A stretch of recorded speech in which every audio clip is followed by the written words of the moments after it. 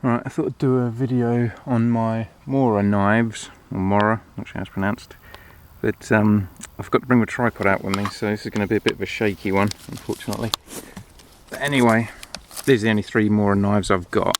The first one I got was the Clipper, which is the one in the middle, which is my favourite. But I think this is the one that was released first, as it's known as the classic #1 Mora knife. Now I got this one purely because I've probably got more money than sense, and I just thought it looked kind of quaint, because I like the idea of knives having, you know, wooden or antler handles. But really, I'm not that keen on this knife. It's for ornamental purposes almost. I mean, there's no guard here to stop your finger from sliding onto the blade. The actual handle itself kind of curves towards the blade, so you've got to be a bit more careful with that than you do these two. And yeah, you should always be careful with knives, but it is nice if you can apply a bit more force, work a bit quicker without having to worry quite so much. And also it did have red paint on the handle, which made it even more slippery and dangerous, but I sanded that off, so there's a bit more grip on it. But I think I've only used this once, maybe twice. It's not a knife I'll probably ever use again. But the sheath as well has got quite a thin clip that goes on the belt, and it's got a bit of flex in it, but it just looks so thin that I would worry about that snapping off. Though in general it's a nice sheath, it's got a nice logo and all that on it, but yeah, really that's more kind of for ornamental purposes. And then I've got the Clipper, the Mora Clipper knife. Now, this is my favourite of the three. This is the one that I've used the most over the years. It's got a nice sturdy sheath, nice sturdy clip. I do find it a bit too rigid though when you have this on your belt when you're walking around, especially if you're walking or running quickly, climbing over things. It can be a bit of a pain having such a rigid sheath. But let's pull this out of here. They've all got a 4-inch blade, all carbon steel. You can see this. The problem with that is that it does stain quite easily. I mean, they sharpen up lovely, a lot easier than stainless steel, but you can see it's quite a bit. You can see how much I've used it. It's quite a bit of staining and scratches and things on it. It was actually worse than this. I did clean it up a bit before coming out here, but yeah, I mean, it's just a brilliant knife. I've used this for all sorts really. It's almost all-purpose for me. It's got a nice rubber grip handle, good grip on there. You know, a bit of a guard there for your finger to stop it sliding up onto the blade. I'm not sure if the tang. I think the tang may only be halfway through on these, but sometimes if you push it down there is a bit of a flex to it, but really, and you know, as long as you're sensible with it, I don't think there's any fear of it being too weak to use in the field. Like I say, I've used it for carving a lot of wood, so yeah, that's definitely my favourite of the three. You can see on the sheath there's a grip to put your thumb to help pull the blade out.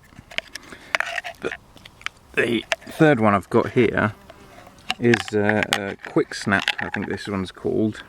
It's the handle's a bit bigger, almost a bit too big. I mean, I don't need that extra sort of inch sticking out the bottom there, which the Clipper doesn't have. The Clipper's handle isn't quite as long as this, so that's a bit of a downer because it's just sort of excess weight and space being used up. But it's got a better guard there than the Clipper for your finger.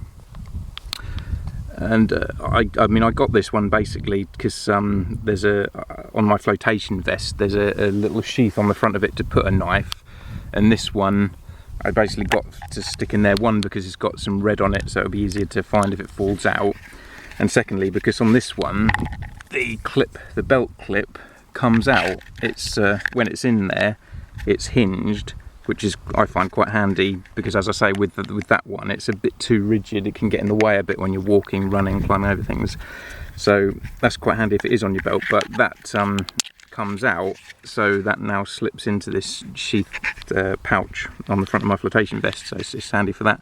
But it's a good sheath on this one. Actually, it's probably a better sheath than this one because it goes up a bit higher, so it holds the knife in there a bit more securely.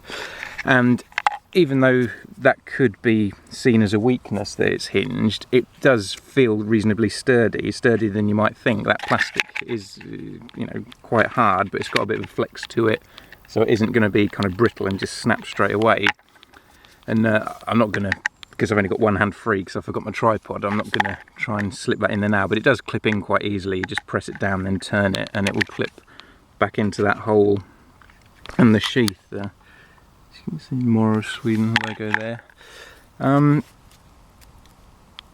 Yeah, like I say, I mean, this knife's perfectly good, but for some reason I do just prefer the clipper. I think because the clipper's a little bit smaller with the handle, it doesn't seem quite so sort of clumsy and in the way there. But I don't think I've even ever actually used this one. As you can see, the blade's perfectly, there's no scratches or marks in it. But it's basically just a spare to keep on my my life vest. But yeah, so of the three, I would recommend the clipper most of all.